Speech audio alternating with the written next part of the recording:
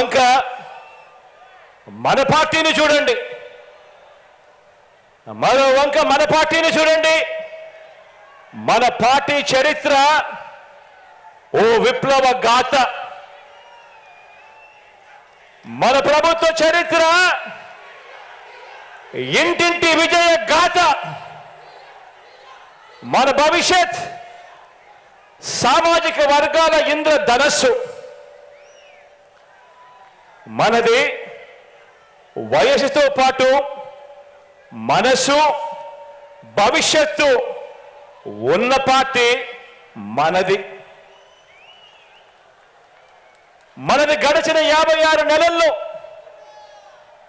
మనది గడిచిన 56 నెలల పాలనలో అన్ని రంగాల్లోనూ చిత్తశుద్ధితో సంక్షేమము అభివృద్ధి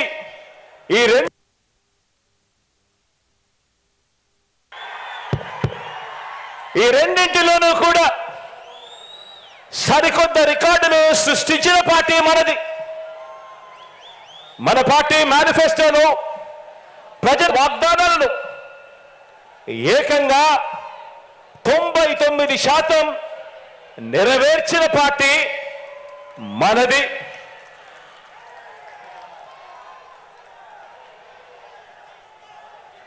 ఇవాళ నేను గర్వంగా కూడా చెప్తా ఉన్నా, మీ బిడ్డగా చెప్తా ఉన్నాను, మీ అన్నగా చెప్తా ఉన్నాను, మీ తమ్ముడిగా చెప్తా ఉన్నాను, గర్వంగా కూడా చెప్తా ఉన్నాను. మోసాన్ని నమ్ముకోలేదు, అబద్ధాన్ని నమ్ముకోలేదు మీ బిడ్డ. మనం చేసిన మంచిని, ఇంటింటికి చేసిన అభివృద్ధిని నమ్ముకొని ఈరోజు ప్రజల దగ్గరికి మళ్ళీ వెళ్తా ఉన్నాడు మీ బిడ్డ అని కూడా గర్వంగా ఈ సందర్భంగా చెప్తా ఉన్నా.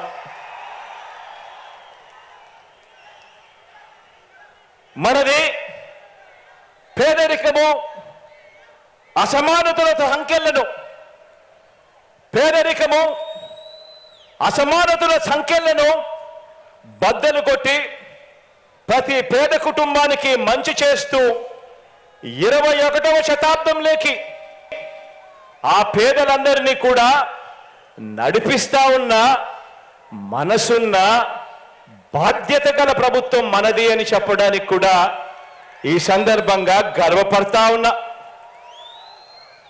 మీరే చూడండి, ఇంటింటికి వెళ్ళి కొన్ని విషయాలు ప్రతి పేద కుటుంబానికి వివరించండి. 75 రోజుల్లో ఎన్నికల యుద్ధం ఆలోచన చేయమని అడుగుతా ఉన్నా. ప్రతి ఒక్కరి భుజస్కంధాల మీద కూడా బాధ్యత పెడతా ఉన్నాను. ఇంటింటికి వెళ్ళి కొన్ని విషయాలు ప్రతి పేద కుటుంబానికి వివరించాలి. మరో 70 రోజుల్లోనే ఎన్నికలు. ఈ యుద్ధం అబద్ధానికి నిజానికి మధ్య ఈ యుద్ధం జరుగుతూ ఉంది. మోసానికి విశ్వసనీయతకు మధ్య ఈ యుద్ధం జరుగుతూ ఉంది. ఈ ప్రతి విషయము కూడా ప్రతి ఇంట్లో కూడా వెళ్ళి చెప్పాలి.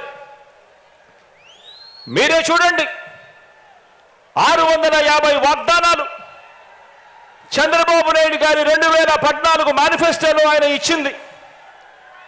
అందులో 10% కూడా అమలు చేయని ఆ చంద్రబాబు ఒకవైపున ఉన్నాడు అని చెప్పి ఆ ప్రతి ఇంటికి వెళ్ళి చెప్పండి. మరోవైపున మీ జగనన్న ప్రభుత్వం ఇచ్చిన వాగ్దానాలలో 99% అమలు చేసి ప్రతి ఇంట్లోనూ కూడా సంతోషాన్ని చూసి సమ్మరపడతా ఉన్న ప్రభుత్వం మీ జగనన్న ప్రభుత్వము అని చెప్పి ప్రతి ఇంటికి వెళ్ళి చెప్పండి.